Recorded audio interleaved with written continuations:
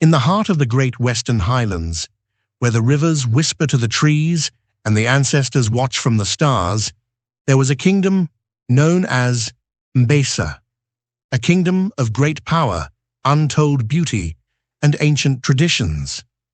A place where the earth's pulse could be felt beneath every footstep, and the people lived by the laws set forth by their ancestors.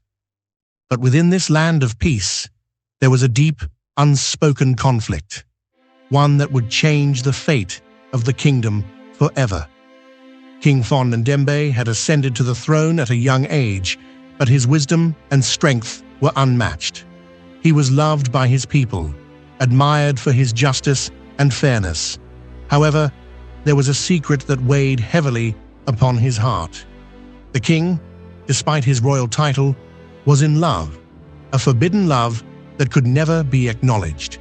Her name was Naya, a healer, wise beyond her years, and gifted with the knowledge of sacred herbs and ancient remedies. She was a woman of unmatched beauty, both inside and out, but her status as a commoner, the daughter of a humble healer, made her unworthy in the eyes of the kingdom's traditions. The elders, bound by centuries of law, knew that the king must marry within his bloodline, a noblewoman whose family lineage would strengthen the royal house. But to King Fon Ndembe, it was Naya's heart, her spirit, her love that mattered. She alone understood him in a way that no noblewoman could. Together, they spent secret nights beneath the stars, talking about their dreams, their hopes, and the future they longed to share. But not everyone in the palace shared this vision. Queen Mbong, the king's mother, was a woman of fierce power and unyielding tradition. She had spent her life defending the throne, upholding the sacred laws passed down through generations. And now, as the new king prepared to take a wife, the queen's greatest fear had come to life. Love, Queen Mbong would say, with a cold, steady gaze, has no place in royalty. A king's duty is to the people, and his bloodline must remain pure. She would remind him that a king must choose a queen who could bring honor to the throne, not a healer from the village. But love, true love, does not obey rules. As the days passed, the whispers in the palace grew louder, and the pressure on King Fon Ndembe grew unbearable. He knew the consequences of defying his mother, of choosing Naya over a noble bloodline.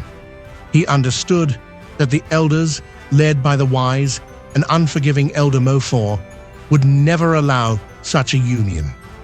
The land itself seemed to call out in warning, urging him to be cautious, to make the right choice.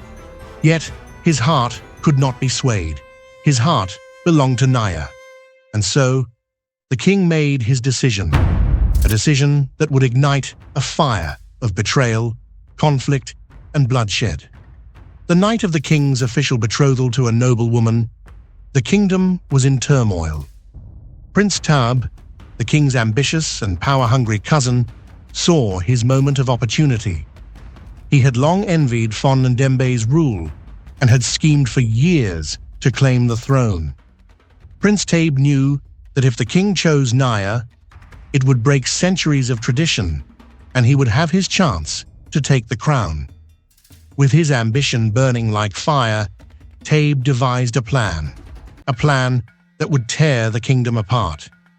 He accused Naya of witchcraft, of sorcery, claiming that she was an agent of darkness sent to destroy the royal bloodline.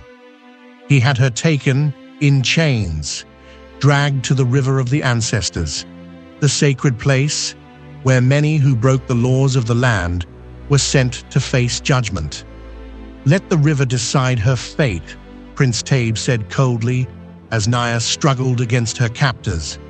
But the ancestors, it seemed, had a different plan. In the dark, stormy night, Naya's life was not claimed by the river.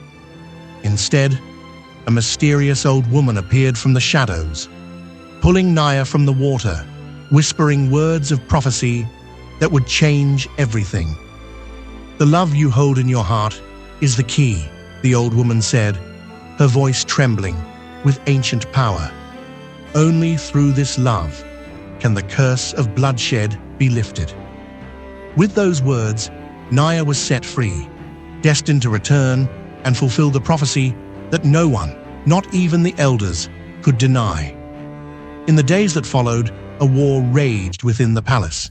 The betrayal cut deep. King Fon Ndembe, his heart torn between duty and love, sought vengeance on those who had wronged Naya. But the deeper he searched for justice, the more the truth became clear. It was not just a fight for the throne. It was a battle for the soul of the kingdom itself. As the clash between loyalty and tradition reached its peak, the skies darkened. A bolt of lightning struck, and the heavens seemed to roar in approval. Prince Tabe, the man who had sowed the seeds of betrayal, fell to the ground, his body marked by the wrath of the ancestors. The villagers, seeing this divine sign, knew that the bloodshed had to end. They turned their backs on Tabe, exiling him into the wilderness where he would never again seek power. With Tabe gone and the kingdom in ruin, the path was finally clear. King Fon Ndembe, broken but wise, saw the truth.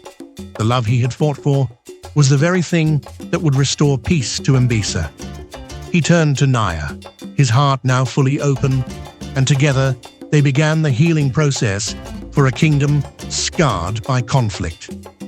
The people of Mbisa, once divided by tradition and fear, united in celebration as the king and his healer bride were wed, a union that would forever change the kingdom's fate. The ancestors, watching from the stars, whispered in approval, for love, true love, had triumphed over all. And so, the kingdom of Mbisa was reborn, stronger than ever, with a queen who had never been chosen by bloodline, but by the heart.